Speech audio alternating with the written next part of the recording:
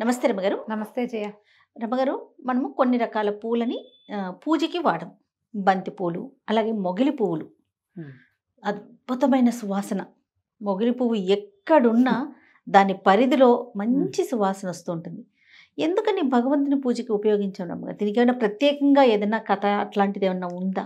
అంటే మనం మహాశివరాత్రి అప్పుడు చెప్పుకుంటాం ఒక కథ. ఏమిటి, మొగలి పువ్వు సాక్ష్యం చెప్పింది, అబద్ధ సాక్ష్యం చెప్పింది కాబట్టి మొగలి పువ్వుకి పూజ అర్హత లేదని పరమేశ్వరుడు శపించాడని. ఆవుని మొగలి పువ్వుని శపించాడని. ఆవు తలతోటి లేదని తోకతోటి అవునని ఒప్పుకుంది. అందుకని గోపృష్టం చూడాలి పొద్దున్నే. గోపృష్టానికి పూజార్హత ఉంది కానీ గోవు ముఖానికి పూజార్హత లేదు అని శపించాడని చెప్పుకుంటాం. అయితే శివపురాణంలో ఒక విశేషమైన కథ ఉంది దీని మీద. మరి అలాంటి కథ నేనెప్పుడు వినలేదు, కొత్తగా చదివా. ఈ మధ్య చదివింది, చెప్దాం. చాలా వింతగా అనిపిస్తుంది. త్రేతాయుగంలో జరిగిందట ఒక గాథ. ఏం జరిగింది? సీతారామ లక్ష్మణులు అడవిలో ఉన్నారు. వీళ్ళు ఏం చేశారు, అడవిలో 14 సంవత్సరాలు నివసించడానికి రాముడు సీతాదేవి వెళ్ళిపోతూ, సీతారాములు వెళ్తూ తమతో పాటు లక్ష్మణ స్వామిని తీసుకెళ్లారు. వీళ్ళు కొంతమేర వెళ్ళి ఆగిన తర్వాత ఈ దశరథుడు చనిపోయాడని భరతుడు తల్లులు వచ్చి వెనక్కి రమ్మని బతిమలాడారు. కానీ వీళ్ళు వెనక్కి వెళ్ళల. అక్కడి నుంచి 14 ఏళ్ళు వాళ్ళు అడవిలోనే ఉన్నారు. ఏటా తండ్రి గారు పోయిన తిథికి శ్రాద్ధకర్మలు నిర్వహించాట రాముల వారు. పెద్ద కొడుకు రెండో కొడుకు ఇక్కడే ఉన్నారు కదా, అదేలే. అందుకని వీళ్ళిద్దరూ ఇక్కడ శ్రాద్ధం పెట్టుకునేవారు. ప్రతి సంవత్సరం ఏది లభ్యమైతే దాంతో పెట్టాలి. శ్రాద్ధ విధి చేయటం, అట్లా నువ్వులు నీళ్ళు వదిలిపెట్టడం, ఇది చేయటం, ఎవరికైనా ఆహారాన్ని ఇవ్వటం విధి. పిండ ప్రదానం చాలా ప్రధానమైన విధి. అందులో ఏటా చేసేవారు. రాముడు మొట్టమొదటిగా దశరథుడికి శ్రాద్ధ పెట్టింది, పిండ ప్రదానం చేసింది గారపిండితోటి చేశారట. వాళ్ళు ఉన్న అడవిలో గారపిండి లభిస్తుంది. తండ్రి మరణించాడని తెలిసి ఆయనకి శ్రాద్ధం విడిచాడు అనమాట. శ్రాద్ధం అంటే అదేదో పెద్ద విషయం కాదు, శ్రద్ధతో ఇచ్చేది శ్రాద్ధము, అంతే అంతే. దాని అర్థమే అది. మనం దానికి విపరీతార్థాలు చేసుకుని తిట్టుకి వాడుకున్నా తప్పు. అది శ్రద్ధగా చేసేదాన్నే శ్రాద్ధం అంటారు. అని ఇలా కొంతకాలం గడిచిన తర్వాత ఒకసారి వీళ్ళు ఫల్గుణి నదీ తీరంలో ఉన్నారు, సీతారామ లక్ష్మణులు. ఉంటే తండ్రి గారి శ్రాద్ధకర్మ దినం వచ్చింది. సమీపంలో ఉన్న మునివాటికకి వెళ్ళి శ్రాద్ధానికి కావలసిన సామాన్లు తెమ్మని లక్ష్మణ స్వామిని పంపారు. ఆయన వెళ్ళి ఎప్పటికీ రాల. ఏమిటో ఆలస్యం అయిపోతుంది, అపరాహ్నం పెట్టాలి, మధ్యాహ్నం 12 అయిన తర్వాత 3 లోపల. అందుకని రాముల వారు కూడా వెళ్ళాడు. తమ్ముడు ఏమిటి ఇంకా రాలేదు అని. అక్కడ వాళ్ళకి ఏదో లభ్యం గాల, వెళ్ళిపోయారు. ఆయన కూడా వెళ్ళాడు. ఈ సీతాదేవి చూస్తోంది మధ్యాహ్నం మార్తాండు మెల్లిగా వెనక్కి వెళ్ళడానికి సమాయత్తం అయిపోతున్నాడు. అయ్యో ఏమిటి ఎప్పటికీ వీళ్ళు రావటం లేదు, శ్రాద్ధ విధి వేళ మించిపోతుందని ఆవిడ ఏం చేసింది, తమకి లభ్యమవుతున్న వస్తువులతోటే తనే స్వయంగా శ్రాద్ధ విధిని నిర్వహించేసిందట. మంత్రం ఆవిడకు వచ్చు. శ్రాద్ధం విధి చేసి నీళ్లు వదిలేశారు కల్లా 3 మహాపురుషులు వచ్చారట నీళ్లలోంచి, ఫల్గుణి నదిలోంచి. ఆశ్చర్యపోయింది. ఎవరంటే ఆయన ఏం చెప్పారు, ఒక ఆయన, నేను దశరథుడమ్మా, నీ భర్త అయిన శ్రీరాముడి తండ్రిని. ఈయన మా నాన్నగారు, ఆయన మా తాతగారు. మేము ముగ్గురము నువ్వు పెట్టినటువంటి శ్రాద్ధాన్ని స్వీకరించడానికి వచ్చాం. తర్పణ విధి నిర్వహించింది, శ్రాద్ధ విధి నిర్వహించింది, అది పితృదేవతల కోసమే కదా, స్వీకరించడానికి వచ్చామా. సంతృప్తులం అయ్యాను తల్లి, నువ్వు చేసిన శ్రాద్ధ విధి మమ్మల్ని సంతృప్తులు చేసింది అని చెప్పేసరికల్లా ఈవిడ చాలా సంతోషించి ఏమన్నది, చాలా సంతోషం, కానీ ఇప్పుడు నేను శ్రాద్ధ విధి నిర్వహించానని మీరు వచ్చి స్వీకరించారని చెప్తే శ్రీరాముడు లక్ష్మణుడు నమ్మవద్దా?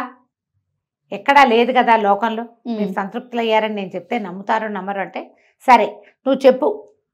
సాక్ష్యంగా ఫల్గుణి నది, అక్కడ మేత మేస్తున్నటువంటి ఆవు, అక్కడే చక్కగా ఇట్లా విరబూసి ఉన్నటువంటి మొగలి పువ్వు, ఆ తర్వాత సాక్ష్యంగా అగ్నిహోత్రం పెట్టే కదా శ్రాద్ధ విధి చేస్తారు.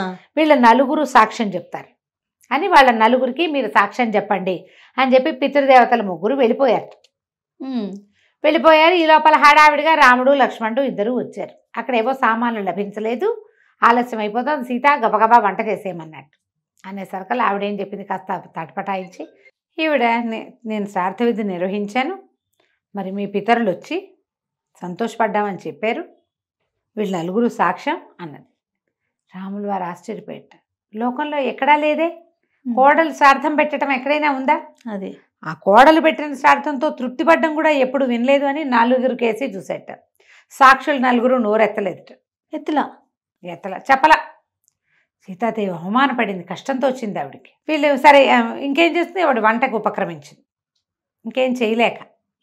అయితే ఈ రాముడు ఇక్కడ అన్ని ఏర్పాట్లు చేసుకుని సామాన్లు మొదలుపెట్టి తండ్రి ప్రేయర్ తలుచుకోగానే తండ్రి మళ్ళీ ముగ్గురు ప్రత్యక్షమయ్యారట. అయ్యా సీత శ్రాద్ధం విడిచింది మాకు, ఆమె పెట్టిన శ్రాద్ధ విధితోటి మేము సంతృప్తం అయిపోయాం.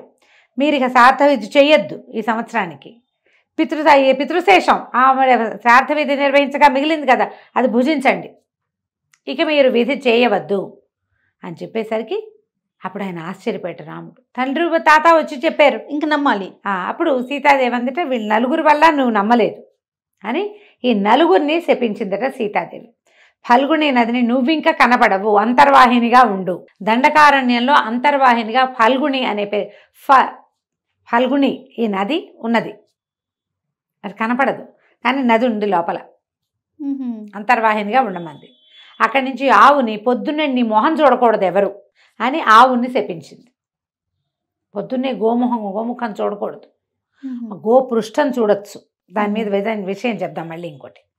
తర్వాత అగ్ని, నేను భక్షకుడివి, విచక్షణ లేదు నీకు మంచి చెడు విచక్షణ ఉంటే అవునని సాక్ష్యం, నేనే సాక్ష్యం, నా ఎదురుగుండానే మీ పితరులు వచ్చారు రామా అని చెప్పేవా నువ్వు? చెప్పలేదు కాబట్టి నువ్వు విచక్షణారహితుడివిగా ఉన్నావు కాబట్టి సర్వభక్షకుడివి అయిపో. నీలోకి ఏది వచ్చినా దాన్ని కాల్చేస్తావు, బంగారమైనా కాల్చేస్తావు, మట్టి అయినా కాల్చేస్తావు నువ్వు అని. మొగలి పువ్వుకి నువ్వు ఇంత విరిబడి ఉన్నావు, ఇంత విరిసావు, ఒళ్ళంతా కళ్ళు చేసుకుని చూసి సమాధానం చెప్పలేదు, నీకు పూజార్హత లేకుండా పోవుగాక అని శపించిందట. ఈ శాపాల కథలు మనం చాలా కథల్లో చెప్పుకుంటాం. సీతాదేవి కూడా శపించింది అని ఈ గాథ చెప్తారు. అప్పటి నుంచి మొగలి పువ్వుకి పూజార్హత లేదు. కానీ మొగలి పువ్వుని మనకి తెలంగాణలో ఉన్నటువంటి కేతకి సంగమేశ్వర స్వామి దేవాలయంలో మాత్రం జరాసంగం ఆ ఊళ్ళో మాత్రం అక్కడ పరమేశ్వరుడు ఒప్పుకున్నాడు కాబట్టి అక్కడ ఒక్కచోట మొగలి పువ్వులతో శివుడికి పూజిస్తారు. అక్కడే సమీపంలో మొగలి వనాలు ఉన్నాయి, అక్కడి నుంచే పువ్వులు కోసి తెచ్చి పెడతారట. అక్కడి నుంచి గోవు, ఆ గోవుకి గోముఖం గోవు ఎంత పరమ పవిత్రమైనదో గోపృష్టానికే పూజ. అవును, పొద్దున్నే దేవాలయంలో కాంచీపురంలో నేను స్వయంగా చూసా. పొద్దున్నే స్వామివారి అమ్మవారికి గోపృష్టం చూపిస్తారు. దేవాలయం తెరిచేటప్పుడు ఏనుగు, గుర్రము, గోపృష్టము 3 దర్శనాలు చేయిస్తారు. ఆమె తలుపు తీయగానే ఆమె మొట్టమొదట చూసేవి అవి లక్ష్మీ స్థానాలు. ఏనుగు, గుర్రము అవి 2 చాలా అద్భుతమైనవి. గోపృష్టం కూడా చూపిస్తారు. నల్లటి కపిలను తీసుకొచ్చారు. తెల్లవారుజామున 4:30-5 గంటలకు వెళ్ళిపోయాం మేము గుడికి అది చూడడానికి. చక్కగా అలంకారం చేసి ఆవుని తీసుకొచ్చి దాన్ని ఇలా వెనక్కి తిప్పి మనం గోముఖం చూస్తాం, అమ్మవారి గోపృష్టాన్ని చూస్తుంది. వెనక భాగానికి పూజ చేస్తారు. ఈ చిత్రమైన గాథ కనపడింది నాకు శివపురాణంలో. సరే ఒకసారి చెప్దామని ఇది చెప్పేశాను అనమాట. అద్భుతంగా ఉంది, బాగుంది కదా, చాలా బాగుంది. అంటే ఎప్పుడు వినని విషయం అదే. అందుకని మొగలి పువ్వుకి పూజార్హత లేదని అంటారు. రైట్.